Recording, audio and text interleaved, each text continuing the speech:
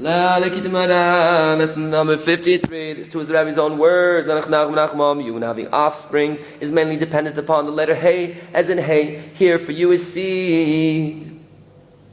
Thus, Abraham and Sarah did not have offspring until they attained this hey. This is because having offspring is mainly dependent upon das, intimate applied knowledge. As an Adam Yada, intimately knew, etc., and a minor cannot have offspring. Now, das / knowledge means using one's knowledge, that is, actualizing one's potential intelligence. For even a minor has knowledge, but a minor's knowledge is still only potential and not an actuality. For he has yet to use his knowledge and actualize it from potential. But when someone's knowledge is perfect, having actualized it from potential, and one has attained, but when someone's knowledge is perfect, having actualized it from potential, and one has attained with one's knowledge what is possible for a human being to attain, one is then close to God, and only 5 differences then remain between human knowledge and God's knowledge, as brought. Then one's knowledge is nurtured by God's knowledge, which is represented by hey.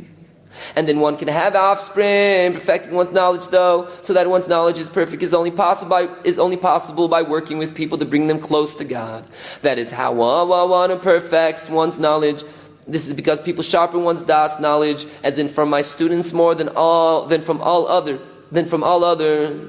For which reason students are called ones, for the ability to have offspring comes through students. For this reason Abraham and Sarah toiled to convert proselytes, for this was how they perfected their knowledge and came closer to this hey.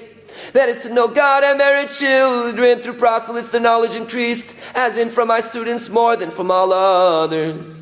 Someone though whose knowledge is not perfect and is distant from human knowledge, all the more so from God's knowledge, which is represented by hey, is a minor who cannot bear offspring, and this is why the tzaddikim toil themselves and pursue people to bring them closer to God's service. Nach, nachman, meuman. This is not with the intention of increasing their own prestige, but in order to perfect the knowledge, as in from my students more than from all others.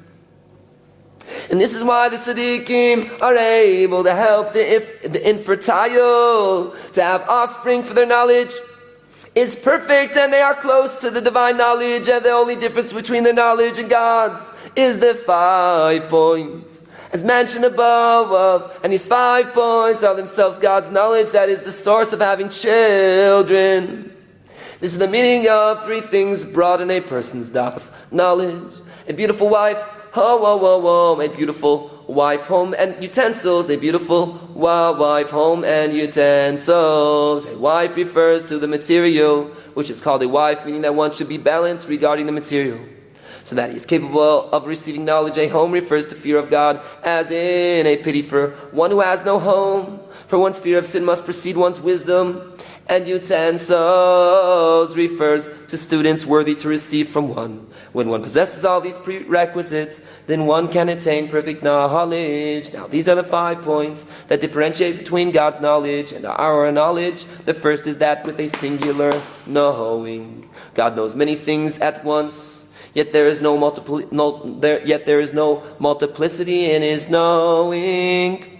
The first is that with a singular knowing. The first is that with a singular knowing, God knows many things at once, yet there is no multiplicity in his knowing. The second is that he knows them before they come about. The second is that he knows them before they come about, even before they exist. The third is that his knowledge encompasses things that are infinite.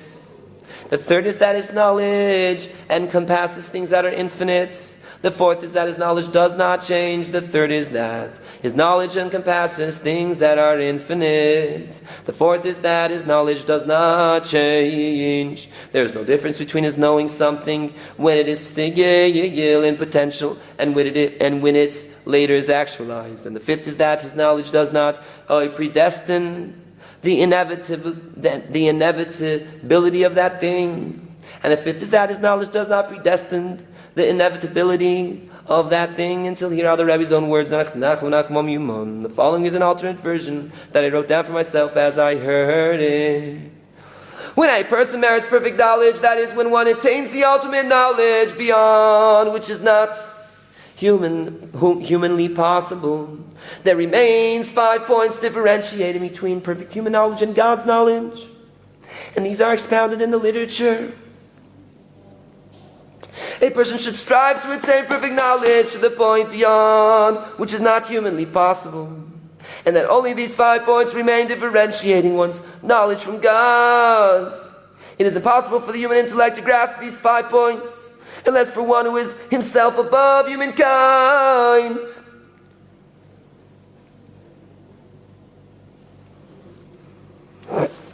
Attaining this perfect knowledge is through proselytes. As the sages said, I learned much from my teachers, but from my students more than from all others. By each one asking and questioning, since each one has his own obstacles in serving God, and one must answer each one individually, one perfects one's knowledge. Through this one merits having offspring. A minor cannot have offspring, for he lacks perfect knowledge. But when one attains knowledge, one can have offspring, therefore, because Abraham converted the men and Sarah converted the women. They perfected knowledge to the point of there remaining only these 5 points between their knowledge and God's, and attained the hay, numerically 5. Thus, Abraham cannot have children, for only by perfecting knowledge, represented by the hay, did he merit offspring. Lesson number 54. At the end of 2 years' time, Paro dreamt that as he was standing over the Nile, 7 cows suddenly rose out of the river. O God, my Lord, you are very great. You have done the glory and splendor. You have wrapped yourself in lights as in a garment and stretched out the heavens like a curtain. One must guard one's memory very carefully so that one does not fall into forgetfulness, an aspect of the death of the heart. The most important aspect of memory is to always have in mind the future world, that one does not think that there is only one world. By binding one's thoughts to the future world in unification of God, my Lord, is brought about. You give up Ke'elikim, Lord God, represents the complete name, which corresponds to the future world is brought.